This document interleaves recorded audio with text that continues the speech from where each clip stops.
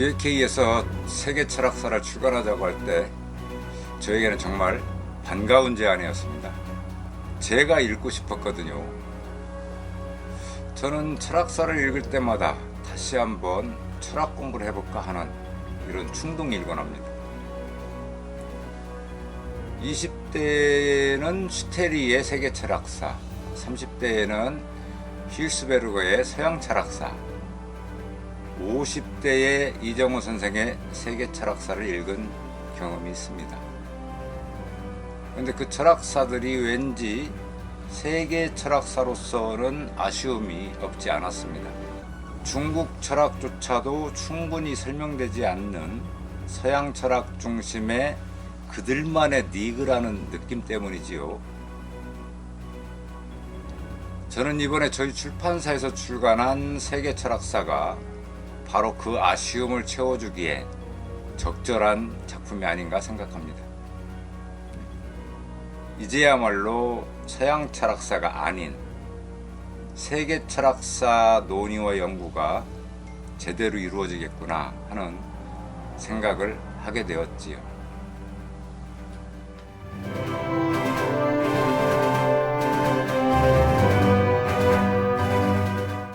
여러분 안녕하세요.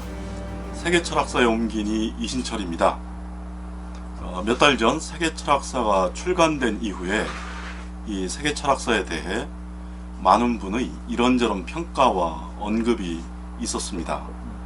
제 생각에 그것들 가운데 많은 것이 이 세계 철학사에 대한 호기심 혹은 궁금함에서 비롯된 것으로 생각되었습니다. 그래서 오늘은 이 세계 철학사에 대해서 많은 분이 궁금하게 여기시는 몇 가지 문제에 대해 간단히 말씀드리고자 합니다.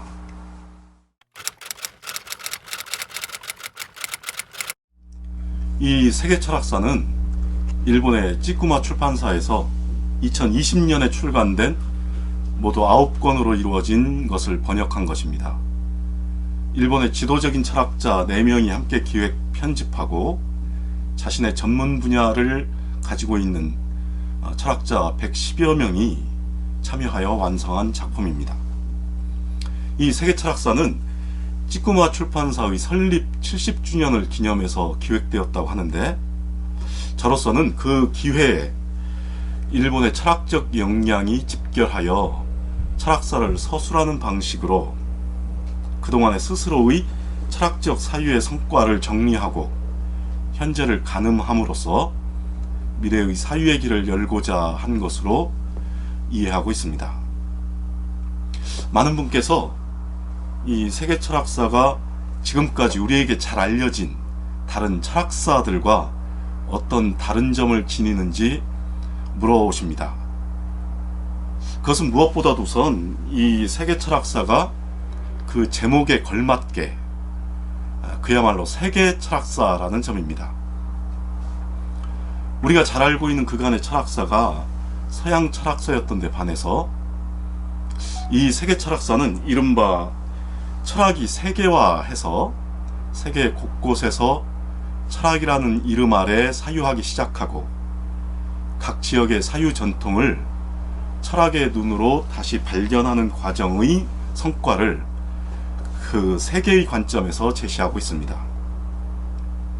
그래서 이 세계 철학사는 그리스 이래의 서양 철학뿐만 아니라 그 이전의 다양한 지혜의 추구 전통, 나아가 중국, 인도, 동유럽, 이슬람, 조선, 일본, 남아메리카, 아프리카 등에서의 철학적 사유의 모습을 제시합니다.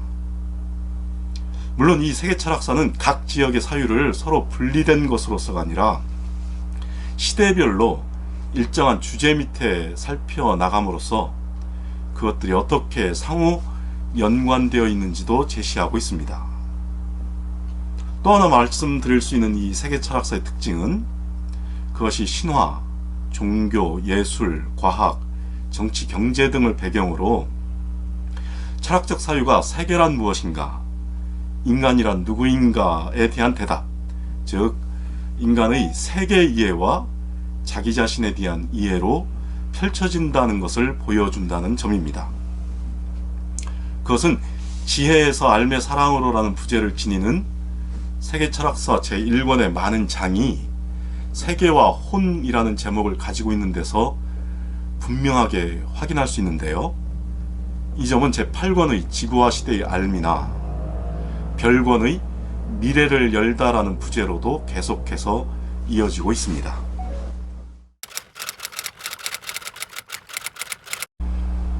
이 세계철학사를 처음 접하게 된 것은 2020년 6월에 일본의 여러 출판사의 이런저런 신간 서적들을 비롯한 출판물을 살펴보는 중에 우연히 만나게 된 일이었습니다. 처음에는 8권으로 이루어진 방대한 철학사라고 하는 사실, 그리고 무엇보다도 세계철학사라고 하는 것이어서 자세히 살펴보게 되었습니다. 그 당시는 제3권까지만 출판되어 있었던 것으로 기억하는데요. 나머지 권들도 출간 예고를 통해서 각 장과 각 절의 제목과 또 그 내용을 살펴볼 수 있었습니다.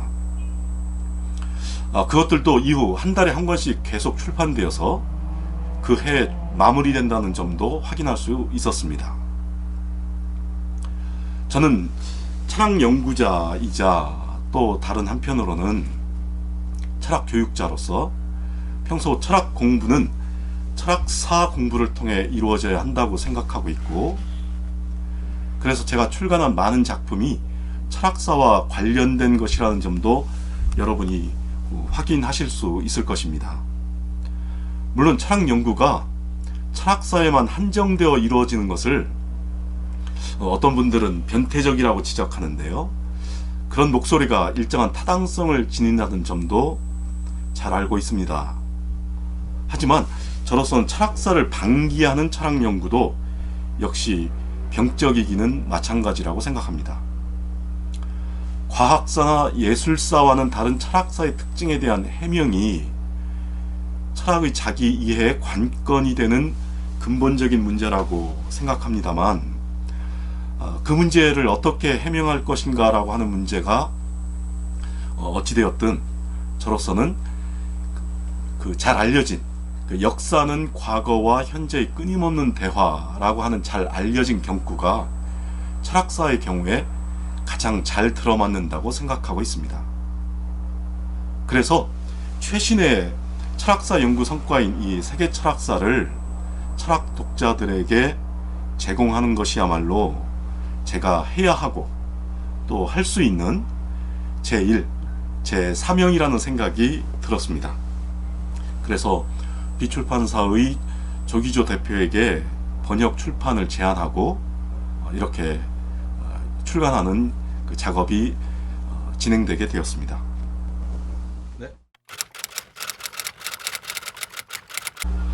이 물음과 관련해서는 먼저 이 세계철학사의 연대기적 구성이 다른 세계철학사 시도와 구별되는 특징이라는 점을 말씀드려야 할 듯합니다. 세계철학사라는 같은 문제의식에서 출발하는 다른 세계철학사의 시도들 가운데 어떤 것들이 각 지역 전통을 분리해서 각각의 역사 전체를 따로 제시하는 데 반해서 이 세계철학사는 각각의 시대별로 그 시대를 관통하는 일정한 공동의 사유 과제를 중심으로 역사의 흐름을 제시하고 있습니다. 그러한 이 세계철학사의 문제의식은 각각 두 권으로 이루어진 고대나 근대와 비교해서 중세에 세 권이 할당되어 있는 그런 결과로 이어지고 있습니다. 어쨌든 제가 추천하고 싶은 특별한 권이나 장이 있느냐는 물음에 대해 말씀드리자면 몇 개의 선택지가 있는 가운데 그 중에 뭐가 더 좋으냐 이런 물음들, 그래서 일반적으로 매우 대답하기 곤란한 물음들이 있는데요. 그런 물음들처럼 느껴집니다. 저로서는 철학사와 철학적 사유의 내적 연관을 고려해서 처음부터 시작해서 마지막에 끝나는 그런 통독을 권하고 싶습니다만, 각각의 그 독서 전략에 따라서 각 권의 제목과 목차에서 확인할 수 있는 각 장과 각 절의 내용을 확인해서 읽어나가시는 분들의 관심에 따라 어디서든 읽어나가기 시작할 수 있을 것으로 생각됩니다.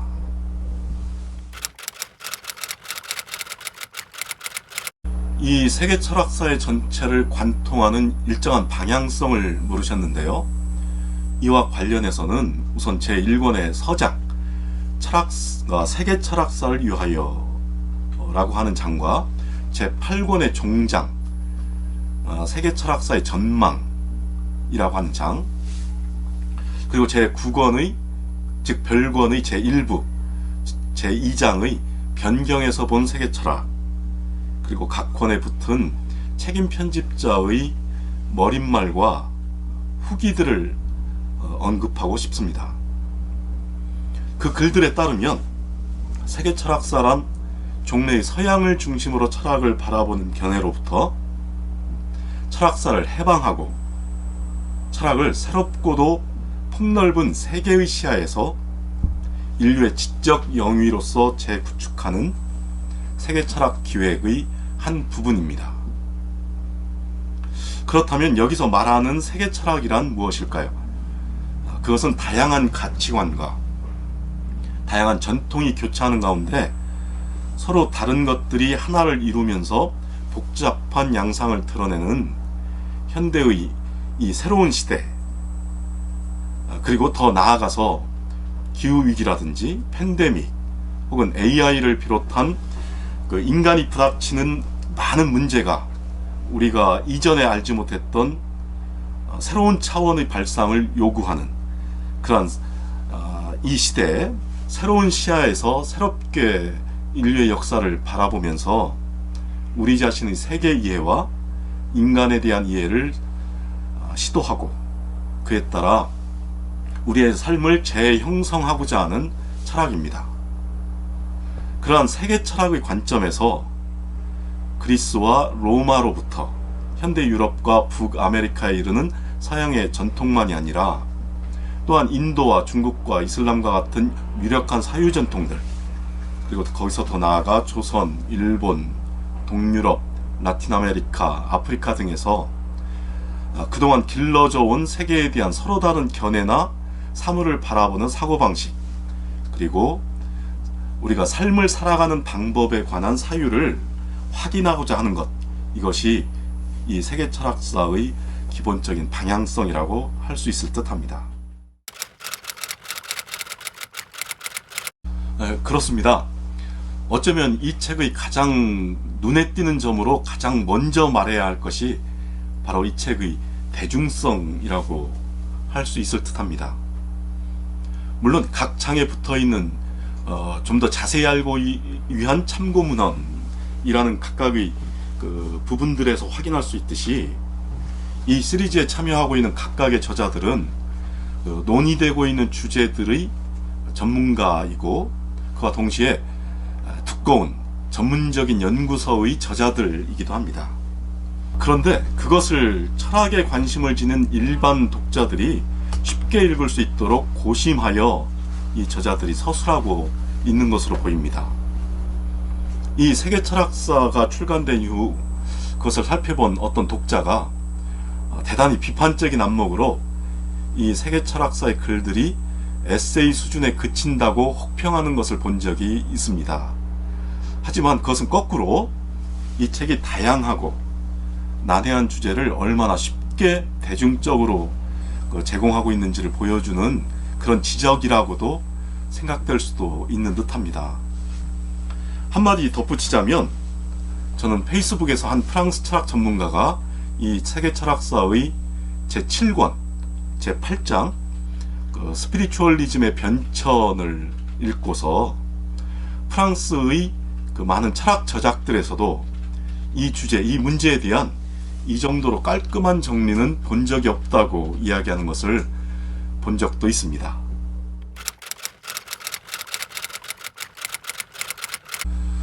번역자로서의 제 개인과 관련된 물음으로 생각됩니다. 이 세계 철학사의 번역 작업은 비출판사에 출간을 제안하고 난 후 바로, 그러니까 2020년 6월부터 2022년 7월 말까지 약 2년에 걸쳐 이루어졌습니다. 번역 작업은 왜 이 일을 시작했을까 하는 후회의 심정과 더불어 진행되었습니다. 왜냐하면 이 세계철학사의 작업은 제가 잘 알지 못하거나 전혀 알지 못하는 것들과 부딪히는 어쩌면 암담하고 그리고 좌절마저도 주어지는 그런 경험이었기 때문입니다. 하지만 언제나 그렇듯이 낯선 내용에 대한 이해가 주어질 때는 어떤 성취감이 다가옵니다. 아는 만큼 보인다는 말이 있지만 저는 철학사 같은 책을 작업하거나 읽는 경우도 그 말이 그대로 적용되는 듯합니다. 일반적으로 아는 것은 쉽고 모르는 것은 어렵게 느껴지지요. 하지만 모르고 어려운 것을 돌파해서 이해하고 급기야는 알겠다 싶어지면 쉬워지고 재미마저도 느껴지는 듯합니다. 그런 의미에서 이 세계철학사의 번역 작업은 일반적으로 철학책의 번역 작업들이 언제나 그렇듯이 그 자체로 언제나 어려우면서도 동시에 흥미로운 작업이었습니다.